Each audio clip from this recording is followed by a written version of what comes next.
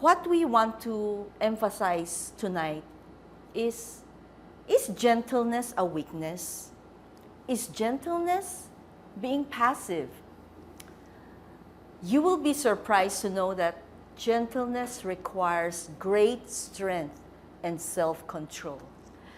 Great strength and self-control. Sister Marie, ano yung insight mo when it comes to great strength and self-control when you deal with your spouse? Yan. We want to hear it from you. Yung sa dynamics mo with Brother Mel. Can you share something with the viewers tonight? Of course, Sister Chair, but I want to tell everybody, mas may gentle spirit po si Brother Mel kesa sa akin. Salamat sa Panginoon, ano? When I got married to Brother Mel, my mother gave me some points how to deal with my husband. But my mother emphasizes more on tapatan ko na siya in the beginning of the first 3 years para malaman niya kung sino ako. Naku, magagalit ang nanay ko dito, no? So, ibig sabihin po, hindi ako gentle. I'm always very expressive of myself. What I want and what I need has to be done as a woman. I have to be treated with respect, with romance. Kailangan minamahal ako ng asawa ko. All kinds of things nire-require ko yung asawa ko. So, hindi po nakakabuti that I need to always be ahead of him. No? And this is the same with our friends, di ba? Parang gusto mo lagi kang mas magaling sa kanya, mas maganda sa kanya, mas palaging advance ang hair mo, lagi kang naka-manicure pag di siya naka-manicure. These are the things na in the state of gentleness, you will be able to see your friend, your husband, should be always the same as you. Titingnan mo yung sitwasyon niya na parang mas gusto mo na hindi ka naiinggit, walang jealousy, or hindi mo gustong mas nakakaangat ka sa kanya. Posible ba yun? Ano? Posible ba yun? Especially these days na lahat nandito tayo sa TikTok, ang gusto natin, mas naka-travel siya sa Japan, mas naka-travel siya sa Korea, alam niyang mag-anyong sa'yo, alam niyang mag-salamalaikum, o alam niyang whatever. Ano? But with the gentle spirit, you begin to love your neighbor, your friend, even better than you. Ito kasi ang ating Panginoong Jesus namatay sa krus para ma-save tayo. Tingnan mo yung gentle spirit, it's always about the other people. Ang prayer effective pag pinag-pray mo yung ibang tao more than you. Hindi yung, Lord, gusto ko ng kotse. Lord, yung anak ko kailangang maging doktor, attorney, para lahat ng mga kababayan ko makita nila na successful ako. And yet, if you pray for your friends and for your kababayan na, Lord, bless them so that they will know you. Bless them so that they will not ask for more except look at your goodness. Then, yung gentle spirit naka-attach, no? Yung hindi ka na nag-iisip ng me, myself, and I. Ito po nararanasan ko bilang isang asawa at anak, no? You know, my children studied in a very prestigious school, praise God, no? But it is a Christian school. The good thing about that Christian school is everybody is guarded. That no one is ahead of the other. Yung equality, magandang tinuro. Anuhan po namin ni Brother Mel, how do you call that in Tagalog? Pinagsikapan namin na mapag-aral sila sa eskwelahan na yon because it is important for us na yung attitude nila ang ma-develop first. More than yung intelligence of this world. And then everything follows. Inasikaso namin yung pagiging Kristiyano nila to align themselves of the Spirit of Jesus Christ first. Yun ang priority namin bilang magulang. And praise God, they are here with us. Even though they are working, they prioritize the Word of God. Amen. They prioritize the ministry. Yan. Thank you, Sister Marie. Alam mo, naalala ko, no, dealing with my husband, Pastor Willie, you know, aside from ministering the Word, si Pastor Willie po kasi, nagtatrabaho din siya in the secular company. He's also an employee. And there are a lot of times when he comes home, mainit ang ulo. Kasi, alam mo na, di ba? When you work outside, you have a lot of problems. You deal with different kinds of people. And you know, whenever he comes home, there are times when yung pagbubuntungan ka ng galit and sama ng loob, and sometimes he treats you harshly. And this is where gentleness comes in. This is when you practice that spirit of gentleness. And, you know, I have a choice, again, always have a choice. Yung tatapatan ko ba siya? Just like what you mentioned earlier, Sister Marie, tatapatan natin yung asawa natin ng init din ng ulo? Bakit? Sila lang ba yung pressured? Pressured din naman ako sa bahay. Ang dami kong inaasikaso ko yung mga anak ko and all. But, we choose to be gentle to our husband. We choose to treat him. When I receive harshness, ang initial reaction ko is to get back at him. Ang initial reaction ko is to speak hurtful words. But what I've learned through the years of being married is I will quiet down my spirit, ask the Lord to help me, and I would respond in a gentle manner. And by doing that, bumababa yung init ng ulo ng asawa ko. And that is practicing the gentleness spirit, right? You know, gentleness, this is very important. Gentleness comes from the state of humility. What do I mean by that? It means we ought not to view ourselves as better than someone else. Earlier, we read that Jesus has a gentle and humble spirit, right? Sister Marie, would you like to read on Romans 12:3? Okay, let's read Romans 12:3. I hope you guys, nasa tabi po natin yung Bible natin. Lagi nire-remind ni Josh, na meron daw tayong sariling Bible dapat.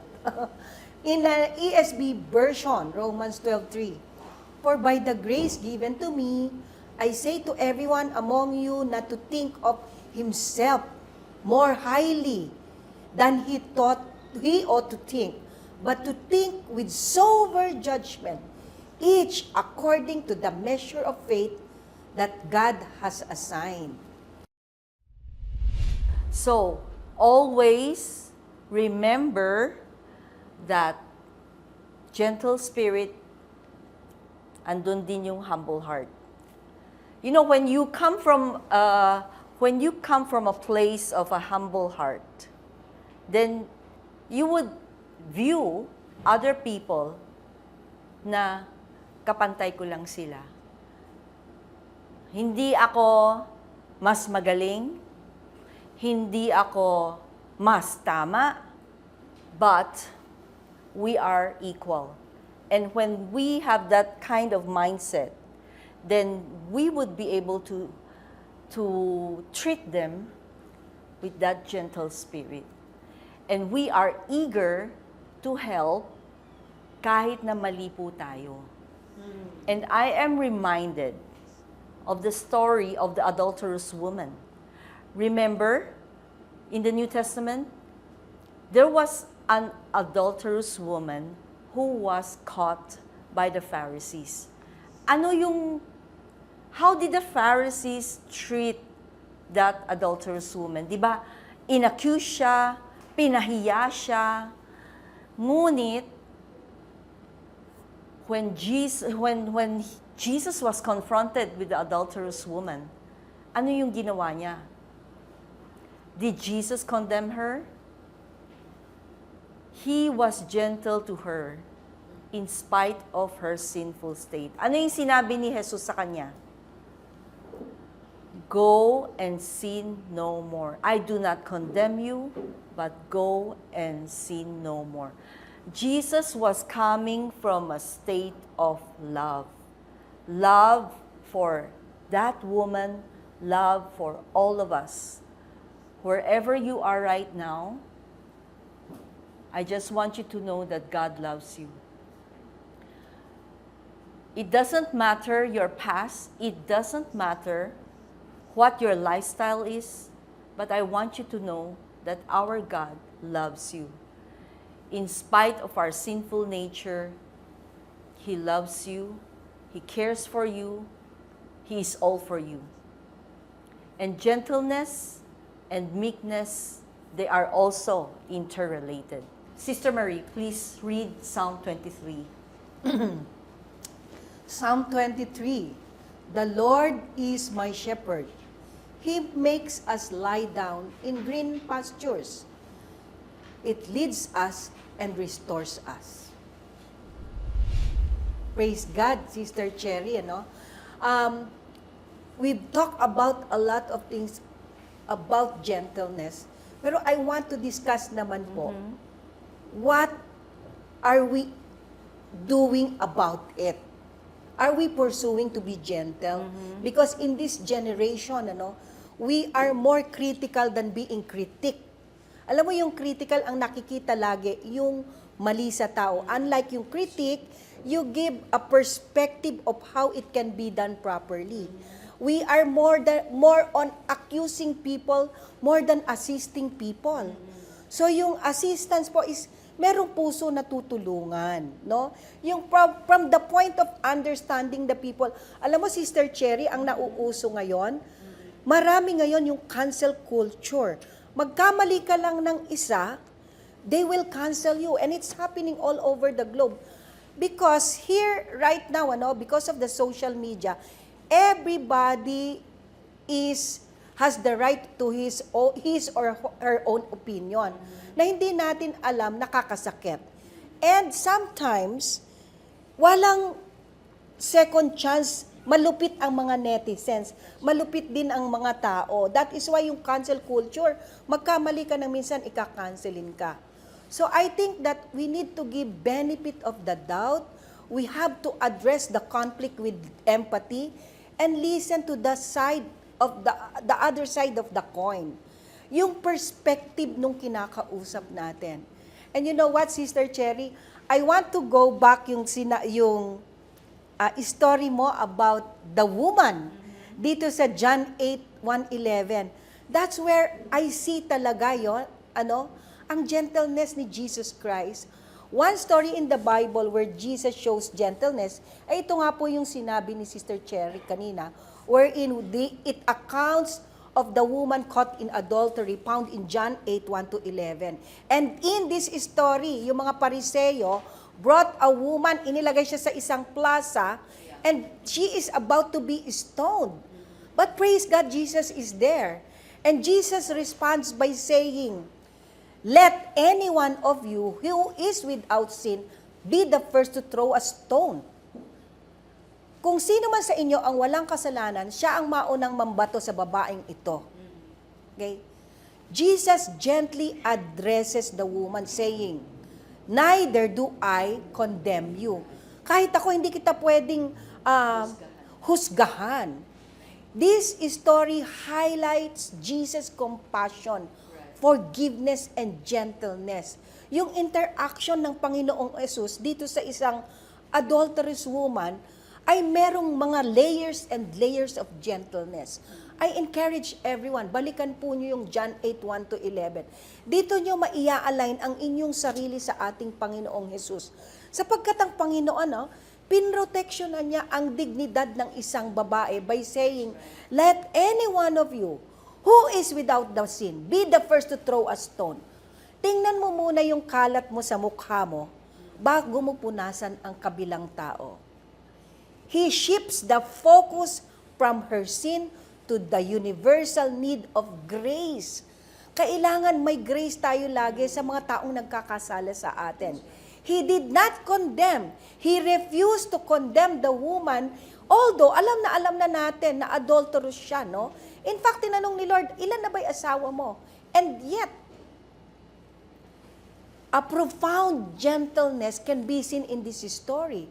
And in his statement, he said, neither do I condemn you, understanding the position of the woman. And that particular compassion, that grace that was given to the woman, it led to the transformation of the woman. Paano mo siya mayayaya at pakinggan ang pag-ibig ng ating Panginoon kung hindi mo tinitingnan ang side niya? There is a transformation that happened to the woman. This shows that gentleness involves guiding others towards a better path. Pag sinabi mong towards a better path, ito ang pwedeng mangyari sa iyo. Okay? Hindi yung kinondem mo na. Drug addict ka, bahala ka, mainam nga sa iyo. That's normally, we retaliate. We respond like that. And anong ginawa ni Lord? Ipinakita niya sa babaeng ito na, I challenge everyone's hypocrisy. Totoo naman makasalanan naman po tayong lahat. So, bakit hindi tayo pwedeng magpatawad? Hindi tayo pwedeng maging gentle sa isa't isa? Lahat naman tayo makasalanan. Jesus models forgiveness. Talagang pag binasa niyo po yung Juan Kapitulo 8, 1 to 11, He sets an example of how to treat others with kindness, empathy, when they have made a mistake.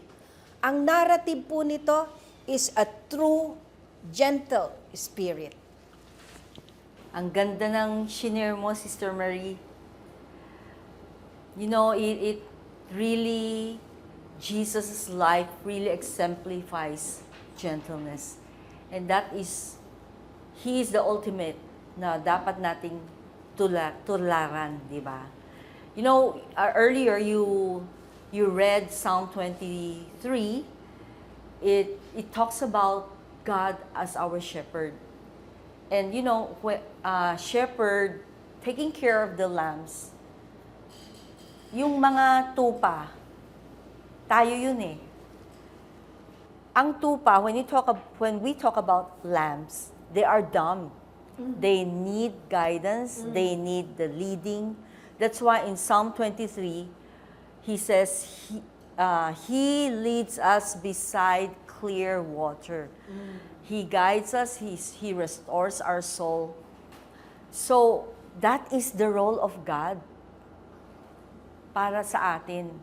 And in the same manner, we, as children of God, we can also show the same attribute and the same attitude that we have received from our Lord. You know, in the story of Jesus, going back to Jesus, before he was about to be crucified on the cross, he faced Pontius Pilate and he was questioned. But you know, he was accused of a lot of things. And in all these accusations, Jesus did not retaliate. He did not even defend himself. That is, Jesus showed meekness. In 2 Corinthians 10, verse 1, Paul says, by the meekness and gentleness of Christ, I appeal to you. Here, you see talaga, gentleness and meekness, they go hand in hand. Hindi po siya pwedeng ipaghiwalay. No? Gentleness, meekness. Gentleness, being compassionate, treating others gently with a compassionate heart and words so that others will be able to receive it. Meekness is not to defend ourselves dahil si Lord ang magdidepensa sa ating lahat. Again, the word says in Romans 12 verse 19, Friends, do not avenge yourselves. Instead, leave room for His wrath.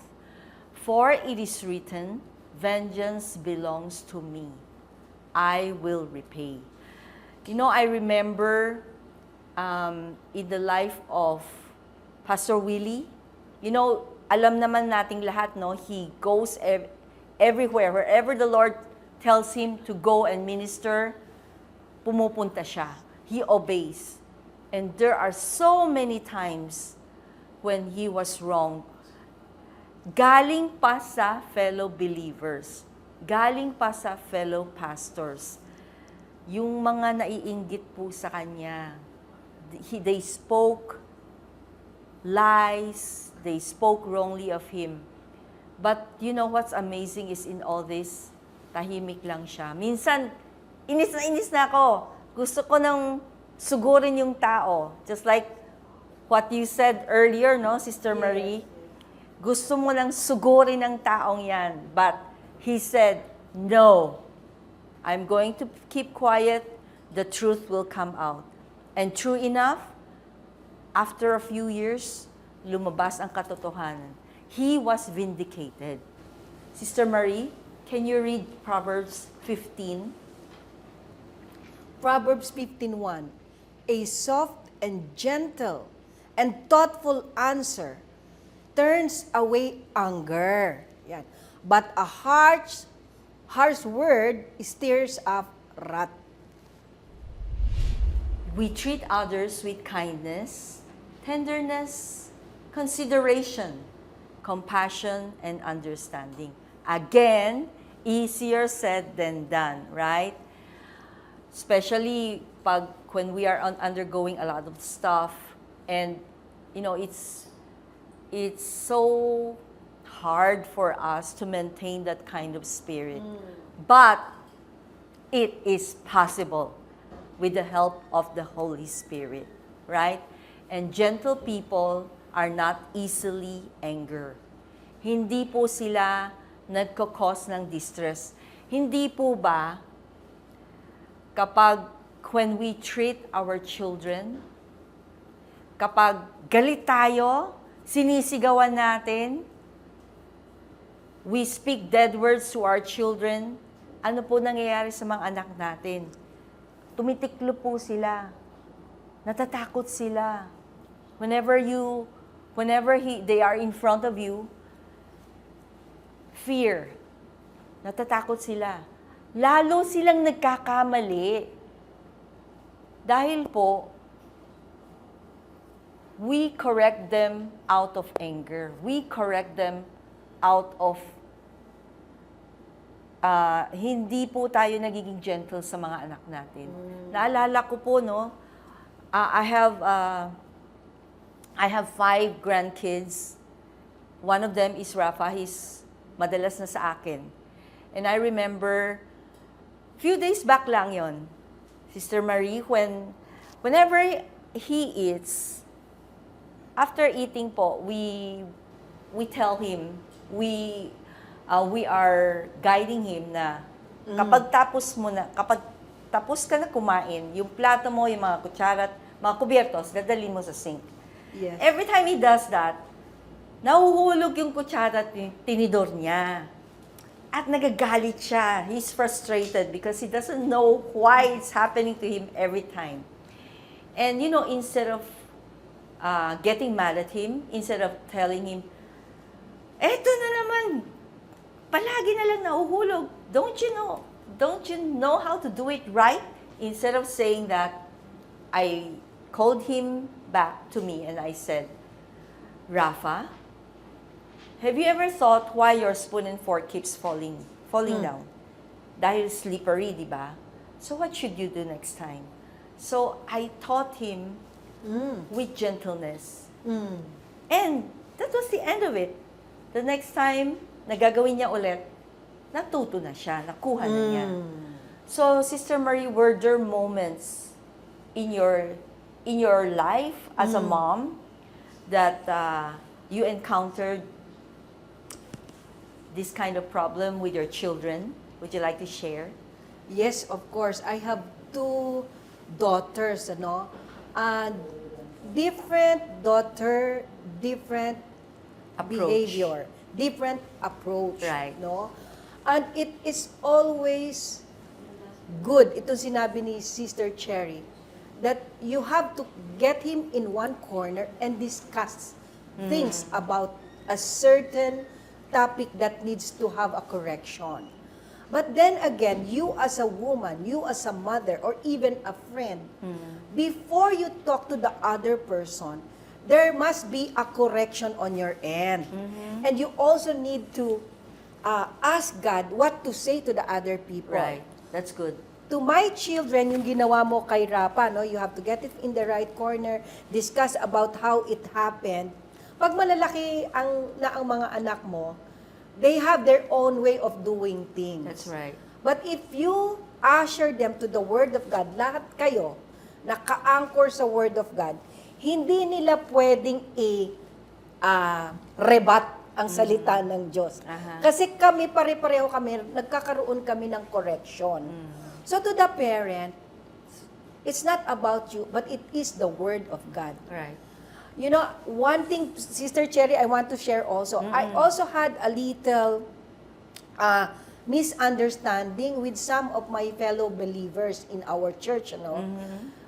Many times, pag pare-pareho po tayong mga believers, ginagamit din yan ng kaaway yung pagmamahalan natin. Aha. And they try to divide Right. our friendship and our love for one another. We need to be aware to have a gentle spirit. Yeah. Gentle spirit cannot be acquired overnight. It can be acquired with a good relationship with our Lord. Because it should be 100% of Him and 0% of you. For the grace to take over, for the gentle spirit to take over, it is not about you. Only the Lord can do that. You have to die from yourselves. Right. Alam nyo, many times sinasabi natin dito sa Red Talks, it has to be vertical and horizontal. Vertical meaning you talk to God, discuss about His gentle spirit, acquire it, and then let it overflow to the people Right. around us. That's good. For parents, it's so difficult because palagi kayo magkakasama na pamilya and many times, yun nga lang kung saan ilagay ang toothpaste, saan ilagay ang cover ng water bottle. This is, at some point, talagang ito yung mga nagiging dahilan para hindi kayo mag-usap ng 5 araw. Cover lang ng patis, cover lang ng mantika ang pinag-awayan. Pero 5 days hindi mag-uusap ang mag-asawa. 5 days hindi mag-uusap ang mag-ina. Because you tried to remedy it by yourselves. Instead, na i-diagnose ang problema, go to the Lord and have it medicated. Ang ginagawa po natin, we medicate it by ourselves. Kumukuha tayo ng band-aid, yung pansamantalang That's right. medicine. But the medicine, real medicine, for a harmonious relationship, for a best dynamic with your husbands, with your friends, is the gentle spirit of our Right. Lord Jesus Christ.